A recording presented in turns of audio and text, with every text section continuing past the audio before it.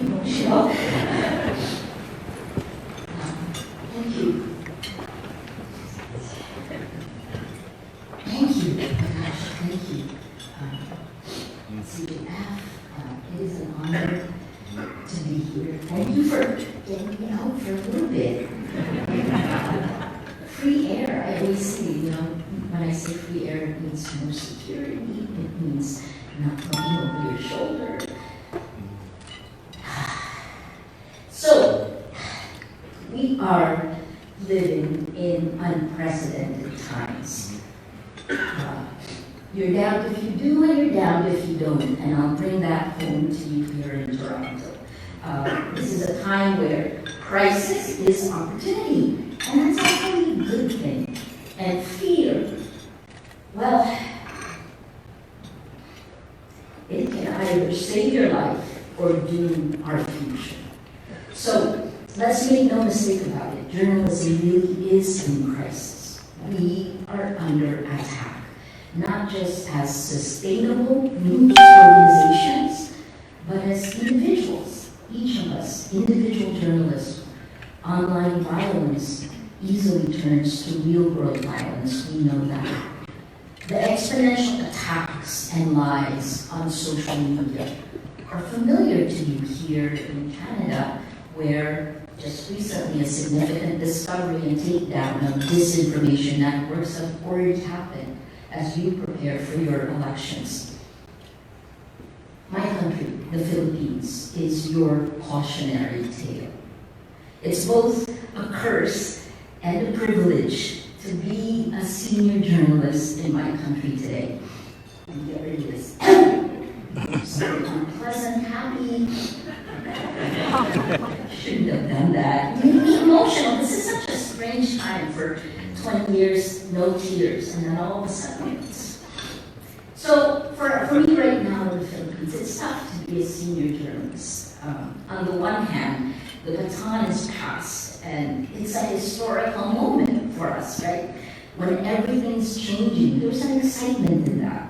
And you know, Marty knows, every decision you make is creating the future. It can affect the future positively or negatively.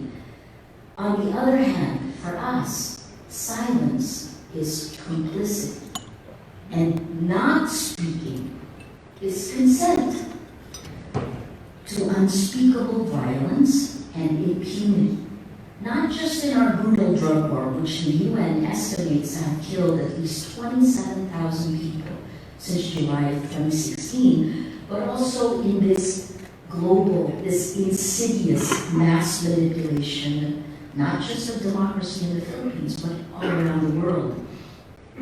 A lie told a million times is fact. That's scary to say. This is why our world is upside down. Without facts, you can't have truth. Without truth, there is no trust. And that means the voice with the loudest megaphone, whoever has power, that voice wins. This pattern of exponential attacks and lies in social media is clear in my country. It's bottom-up, astroturfing. It's also lateral, transfused into media that's been co-opted by the state. Our state media proudly says they work with RT and Sputnik and Chinese state media. And then finally, to top that methodology down, whatever that attack is, comes out of power. The mouth of top down with President Duterte himself.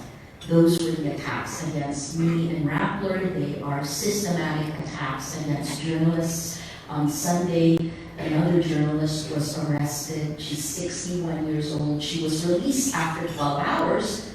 It was, the police said, a case of mistaken identity. Didn't have anything to do with the fact that she's outspoken and is a human rights advocate. But what do? We document it. We document it all. I was just telling Marty, democracy dies in darkness. It really does. So what our only weapon is to shine the light. And we do that, and we do it with your help. So thank you. Thank you for helping us do that.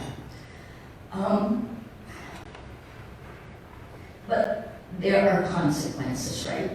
From January 2018, the Philippine government has filed 11 cases and investigations against us.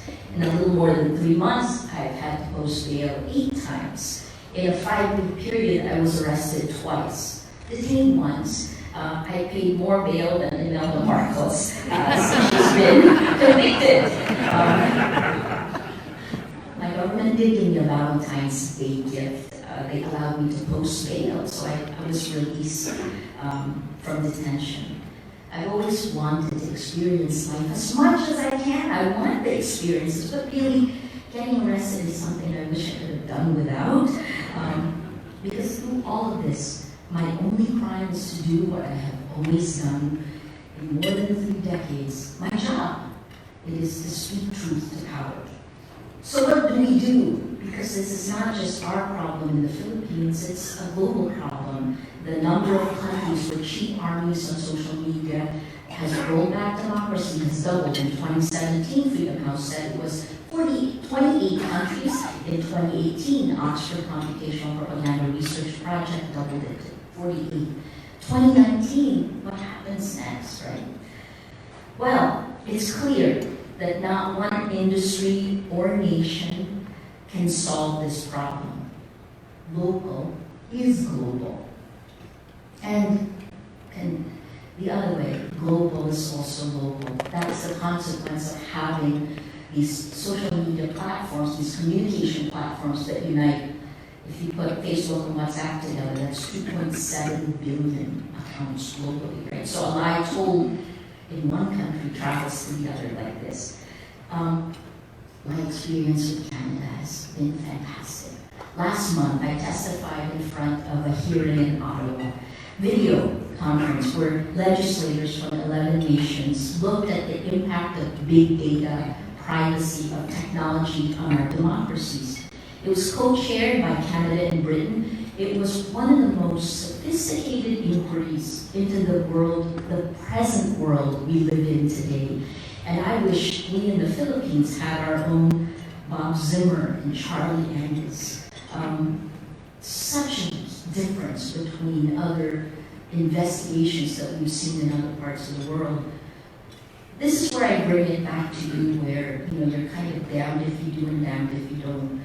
In that hearing, 2 expert witnesses urged a shutdown of something that we're all looking at here in Toronto, Sidewalk Labs, which is planning this lakeside development with smart technology, advanced data analytics, what one of the witnesses, Shoshana Zuboff, calls surveillance capitalism. If you choose to go ahead with it, your government would have to make sure the right safeguards are in place. You'll have to make sure that the government does it. But with the technology, is that even possible? Old power doesn't know what new power is doing, and new power has no idea how it's overturned old power. But then the other part, if you shut this experiment down, you give up the ability to actually create something new, something you've never had before. You can't experiment with the world of infinite possibilities that this new technology has brought. How can we create our future if we don't experiment? I have no solutions. I think the only thing we cannot do is to stand still. So someone asked me, what is courage? It's just putting one foot in front of the other.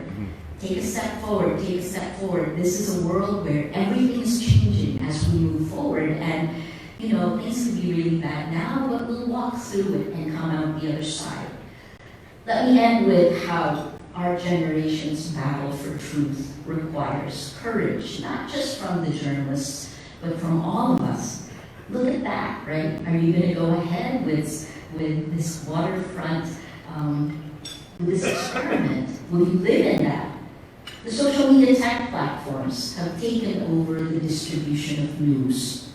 But the biggest problem is they failed to take over our gatekeeping powers. We spent our careers on standards and ethics, on honing this. Machines can't replace that yet, did you know this?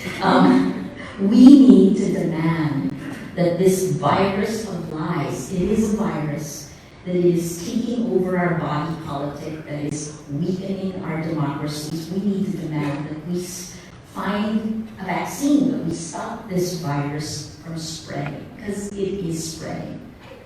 The mission of journalism has never been as important as it is today. I'm live streaming you to the Philippines, so to our team in Rappler, this isn't mine, it's yours.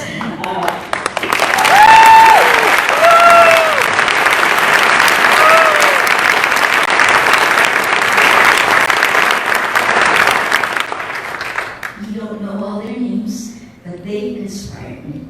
For every story that holds power to account, for every day that we survive, for every time we avoid cynicism, because we can't be cynical.